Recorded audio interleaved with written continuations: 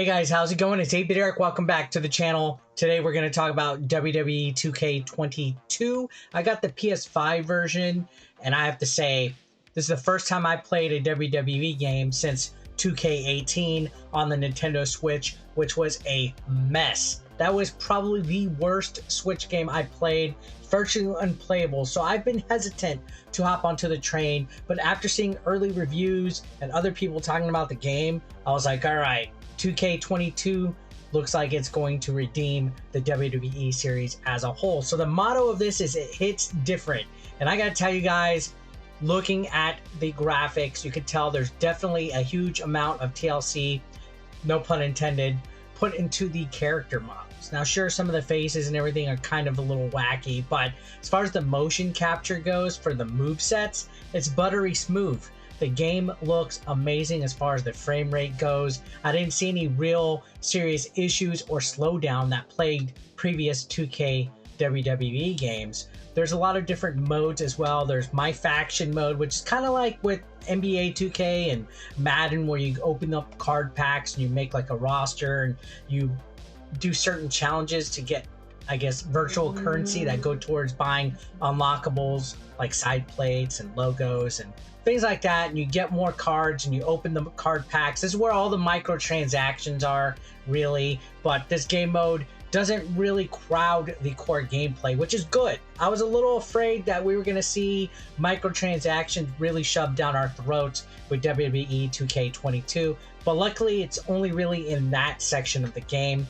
The main showcase is all about Rey Mysterio.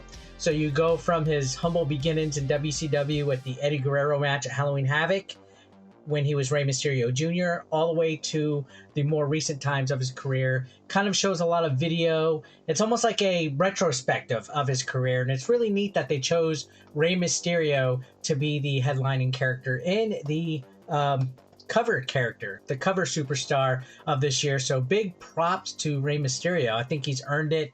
Underappreciated, a very solid hand when it comes to wrestling. And this mode was a lot of fun. Unfortunately, it did get me flagged though on my live streams. So caution, if you're a streamer or you're making videos, be careful with WWE 2k22 because even just the video portions that show highlights and clips will snag a little bit of copyright issue for you. On top of that, there's universe mode, which is like a story mode. You pick a character and you kind of just go down the line.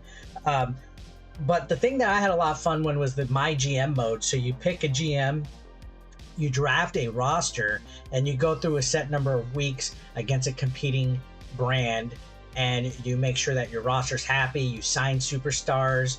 You can simulate, spectate, or actually play these matches and get fans and more money that goes towards boosting the production and quality. You're basically doing a Monday Night Wars with another company in the thing, and I think it's actually quite addictive. That's the mode that I've spent the most in so far.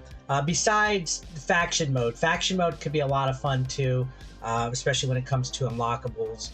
There's also a decent amount of unlockables when you earn certain, like, I guess, in-game currency. You can unlock new managers. There's also some legends like Ultimate Warrior and Bobby the Brain Heenan that you can pick up and stuff like that. But there's also a huge community showcase where creations are cross-platform and cross-gen. So if you make something on Xbox, you can share it with your friends that play on PlayStation, which is nice.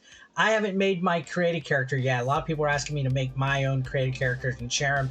I just haven't done it. The creative character is really huge. In fact, this is probably the only complaint I have in the game, is that it seems like it takes forever to load. It kind of has like loading issues, and the most glitches I've had were actually in the Creator Wrestler, where I got game crashes and everything. It happened mostly there.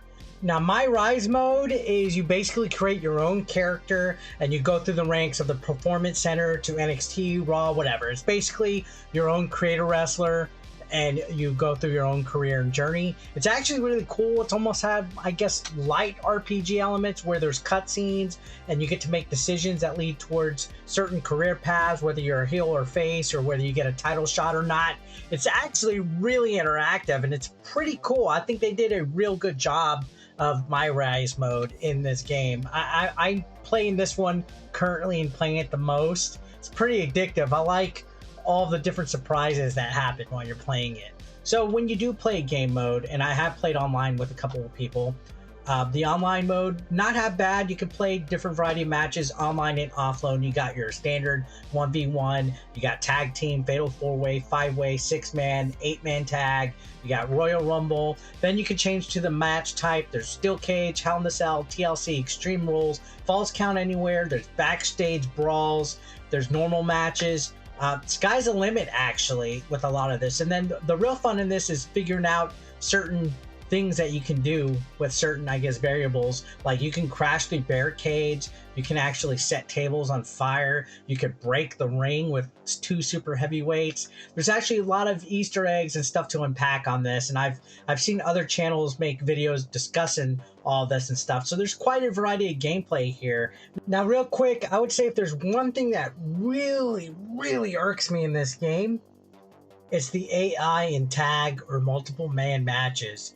Good luck winning a Money in the Bank match that has like 8 guys in it, because you're going to be there for over an hour.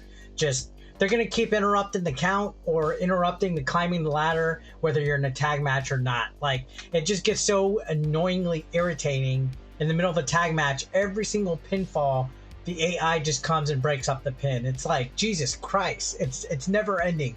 That's the only thing that I really have a fucking complaint about. Now, there are a lot of DLC packs coming out in the near future. I think they already announced one that's going to have Machine Gun Kelly and Logan Paul and Bad Bunny. It's going to be a celebrity pack, basically, I guess, in time for WrestleMania.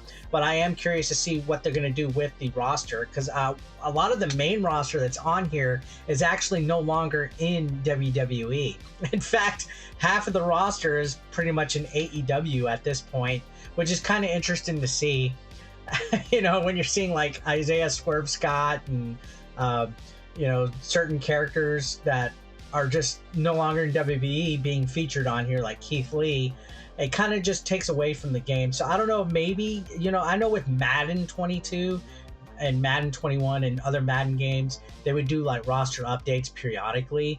That would be nice if they would do that for a WWE game, but I see them going the route of just doing it in DLC bundles and making you pay, unfortunately, for it, which I get it, it's business, but it would be nice to just have an update roster mode with at least a base set of rosters that get updated, that their appearance, maybe their persona, maybe their, you know, if they change their gimmick or something like that, it'll update, I guess, like the base character roster somewhat. I don't know, but I did have a lot of fun playing this. Honestly, you know, the controls were a lot easier than I think they were in 2K18. I don't know if that's maybe because they basically did this from the ground up and just kind of like refreshed it with a brand new engine. To me, it feels a lot easier to figure out how to control the stuff. You know, you got your grapple, you got your light attacks, your heavy attacks, your heavy grapples, your running grapples. You got, you know, just overall, it just feels like it was so much easier to pick up, play, and understand how to control this game. And honestly, that made it so much more accessible for me. I remember one thing that I hated with 2K18, not just the bad performance, but with just how much of a pain in the ass it felt for me to remember how to even play the game. So this one, like the motto says, just hit different. And I know I'm probably not doing this game any justice. I'm not really going into a full-fledged in-depth review. I really just wanted to share my thoughts, but I have live streamed this a couple times, and honestly, it's a much more redemption than I could ever anticipate. I think this is the best WWE 2K game so far. If you haven't tried it out yet, it's on Xbox and PS4 or PS5, so go ahead and check it out. You might enjoy it. I can recommend it. So thank you guys for watching. I'll see you on the next one.